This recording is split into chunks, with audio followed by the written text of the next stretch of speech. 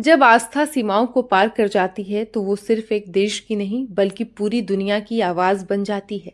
भारत की आध्यात्मिक परंपरा में कई चेहरे उभरे हैं, लेकिन हाल के वर्षों में एक नाम लगातार चर्चा में रहा है। धीरेन्द्र कृष्ण शास्त्री। मध्य प्रदेश के छतरपुर जिले में स्थित बागेश्वर धाम से शुरू हुई उनकी यात्रा आज अंतर्राष्ट्रीय मंचों तक पहुंच चुकी है। हाल ही में एक महत्वपूर्ण विकास में भारत सरकार ने बागेश्वर धाम सरकार को विदेशी चंदा यानी FCRA के तहत फंड प्राप्त करने की अनुमति दे दी है। इसका मतलब है कि अब ये संस्था विदेशों से आर्थिक सहयोग ले सकती है। ये फैसला जहां समर्थकों के लिए एक बड़ी उपलब्धि है, तो वहीं आलोचकों के बीच बहस भी खड़ी कर रहा है।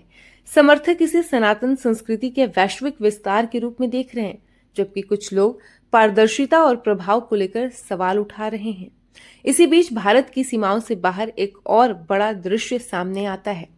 अप्रैल 2026 में धीरेन्द्र शास्त्री अपने ऑस्ट्रेलिया दौरे पर पहुंचे हैं। ये दौरा लगभग एक सप्ताह का बताया गया है, जहां उन्होंने सिडनी समेत कई शहरों में धार्मिक और सांस्कृतिक कार्यक्रमों में भाग लिया। ये यात्रा केवल प्रवचन तक सीमित नहीं थी, बल्कि प्रवासी भारतीय समुदाय से जुड़ने और सनातन धर्म के संदेश को वैश्विक स्तर पर पहुंचाने का एक प्रयास भी थी। और फिर वो पल आया जिसने पूरे दौरे को चर्चा में ला दिया। दुनिया के सबसे प्रतिष्ठित सांस्कृतिक स्थलों में से एक सिडनी ओपेरा हाउस, जहां आमतौर पर कला और संगीत की धुनें गूंजती है, वहां हनुमान चालीसा की आवाज गूंज उठी। भारतीय समुदाय भावनाओं में डूब गया और मंच पर थे धीरेन्द्र शास्त्री। हम जिएंगे और मरेंगे ए वतन तेरे लिए, ये आवाज ऑस्ट्रेलिया की धरती पर जब गूंजी तो ये सिर्फ एक गीत नहीं था, ये पहचान, जड़ें और भावनाओं का एक शक्तिशाली प्रतीक बन गया। इसी दौरे के दौरान उन्होंने ऑस्ट्रेलिया के न्यू साउथ वेल्स पार्लियामेंट में अंतर्राष्ट्रीय सम्मान भी धीरेन्द्र शास्त्री को प्रदान किया गया। यह सम्मान एक व्यक्ति से आगे बढ़कर उस सांस्कृतिक प्रभाव की मान्यता माना गया जो भारतीय आध्यात्मिकता दुनिया में बना रही है। लेकिन इस पूरी घटना के बीच एक बड़ा सवाल भी उठता है, क्या ये सिर्फ आध्यात्मिक प्रभाव है या फिर ये भारत की सांस्कृतिक सॉफ्ट पावर का विस्तार है?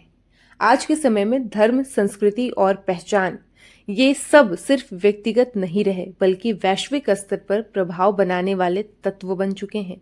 भारत की योग, संस्कृति और आध्यात्मिक परंपरा पहले ही दुनिया में पहचान बना चुकी है और ऐसे में बागेश्वर धाम जैसे मंच इसे और आगे ले जा रहे हैं। लेकिन दूसरी तरफ आलोचक ये भी कहते हैं कि जब कोई धार्मिक संगठन तेजी से प्रभाव और पहचान हासिल करता है और उसे सरकारी अनुमति के साथ विदेशी फंडिंग की सुविधा मिलती है, तो सवाल उठना भी स्वाभाविक है। पारदर्शिता कितनी है? प्रभाव का उपयोग किस दिशा में होगा और क्या ये समाज को जोड़ रहा है या नई बहसें पैदा कर रहा है? धीरेन्द्र शास्त्री की कहानी सिर्फ एक व्यक्ति की कहानी नहीं है, ये उस बदलते भारत की कहानी है जो अपनी परंपरा को वैश्विक मंच पर ले जा रहा है। जहां एक तरफ आस्था है तो वहीं दूसरी तरफ सवाल भी है, जहां एक तरफ गर्व है तो दूसरी तरफ चर्चा भी है। तो क्या ये भारत की सांस्कृतिक शक्ति का नया अध्याय है या फिर एक बड़ी सामाजिक बहस की शुरुआत? जवाब हर किसी के लिए अलग हो सकता है, लेकिन इतना तय है, अब आस्था सीमाओं में नहीं बंधती, वो दुनिया के हर कोने में अपनी आवाज बना रही है।